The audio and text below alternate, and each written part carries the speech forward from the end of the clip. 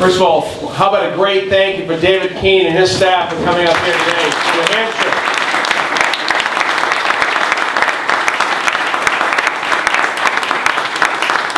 I can't resist. Here I am in this wonderful gun club. And by the way, I never knew that Londonderry had spike-horn antelope in the area. But apparently they do.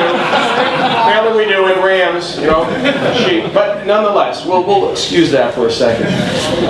You know, wouldn't it be nice for once for the people of New Hampshire to have a hunter as the governor of New Hampshire, a gun owner as the governor of New Hampshire, and a snowmobiler as the governor of New Hampshire? And elect me, you're going to have that.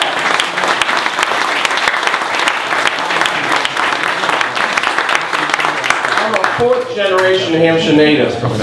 Fourth generation New Hampshire native. I'm looking at the young people here.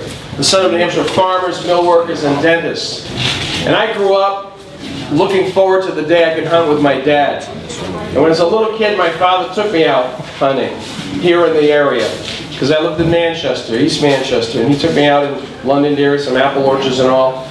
And the first gun he got me was a BB gun, a Daisy BB gun, David. And we were walking along the field one day, and we saw a little pheasant walking along a little edge. My father says, "Ovid, take your BB gun, get as close as you can, stop, shoot him in the eye, and you'll get it." I said, "Okay, Dad." Of course, I didn't know that a BB gun might not do that.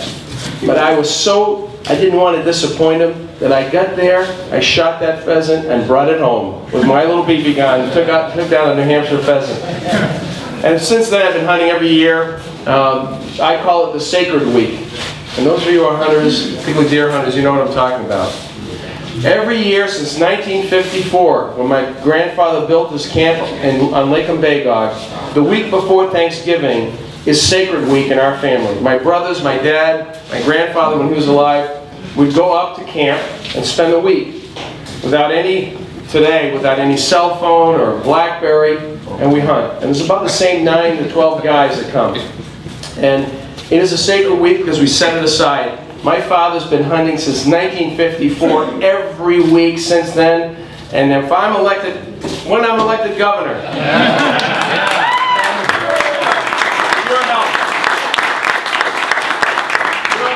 seen this before, right? When a team wins the Super Bowl, they ask the quarterback, like Tom Brady, "Tom, you just won the Super Bowl. What are you going to do?" "I'm going to Disney World." When the media comes up to me and says, "Oh, you just been elected governor. What are you going to do?" I'm going to say, "I'm going hunting. We're going to do a big dog hunting. I'm going to be on the field." I can show you what kind of buck did he ever shoot. Thanks for asking that question, by the way. Because I like people ask that question. My biggest buck was a 222-pound 12-pointer, shot in Lake Mbagog. In 1991, I got a 9-pointer, 215 pounds, and a few 8-pointers in between. I know how to hunt. I know how to clean the. By the way, that 222-pound field dress Terry Pop. Don't give me that grief. I don't want to hear about it. When I bird hunt, I get out in the field. I, like a lot of you, know that, and something else I want to share with you because you'd appreciate this. The gun I used to hunt is typically my grandfather's 8mm Mauser that he brought back from World War I. My grandfather was a dentist, and he chipped the edge of the wood, the mold, you know, the wood. Right at the end of the barrel, and he put dental molding around that tip in order to solidify it. And when I'm in the woods and I have that 8mm rifle, I think of him. He's with me. And I walk along the trail sometimes that he carved with his buddies back in the 30s, 40s, and I stop and I take a deep breath and I look around and I know he's with me. And when we're in camp, the very camp that he built, it still looks the same. You know, camps, they're like in a time warp. They don't change. You might change, get a little older, but you get to camp, and it's the same way as it was last year. A little something left behind maybe from the previous year. But my grandfather's alive and well with me. And I'm so pleased and just touched every year my dad is still able to come with me. He's 82 years old, doesn't hunt a lot, but he doesn't need to, because his being there is what matters. And so I share that with you just to let you know that I'm not just a gun owner, I'm a hunter, I'm a fisherman, I'm someone who wants to be a governor that really lifts up these sports and helps the young people understand the power of the outdoors, the power of these sports. I'm glad my daughter's a firearm. She actually shoots a shotgun pretty darn well, shoots skeet. My daughter Brittany, by the way, I'd ask you to say a little prayer, if you're praying, folks. She's leaving on Monday for boot camp because she's the newest member of the New Hampshire Army National Guard.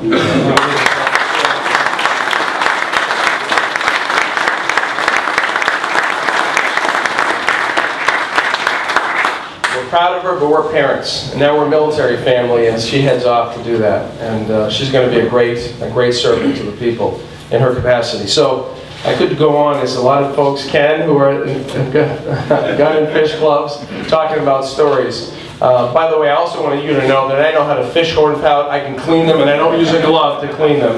Peter St. James says he uses gloves to clean hornpout. I said, Peter, you're a wimp if you're doing it that way. Yes, Al? Does this mean, as the governor, there will be no turkeys pardoned? That's right. No.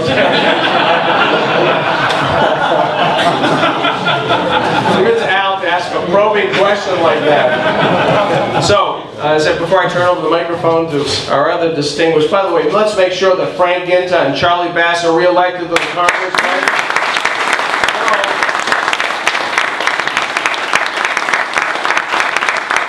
I thought I saw Bob Burns here. Is Bob back here somewhere? There he is, right here. Make sure Bob Burns is elected to the Executive Council. I want to work with Bob Burns.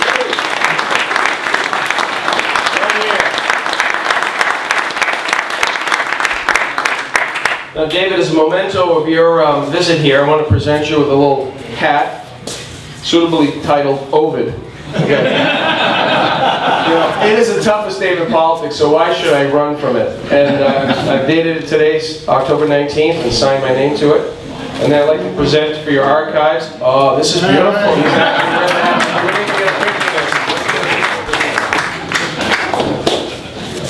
I'd like to present you with a pin. It's Second Amendment supporters for Ovide, for governor.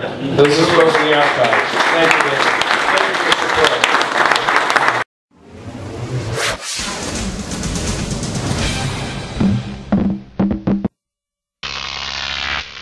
Croc TV.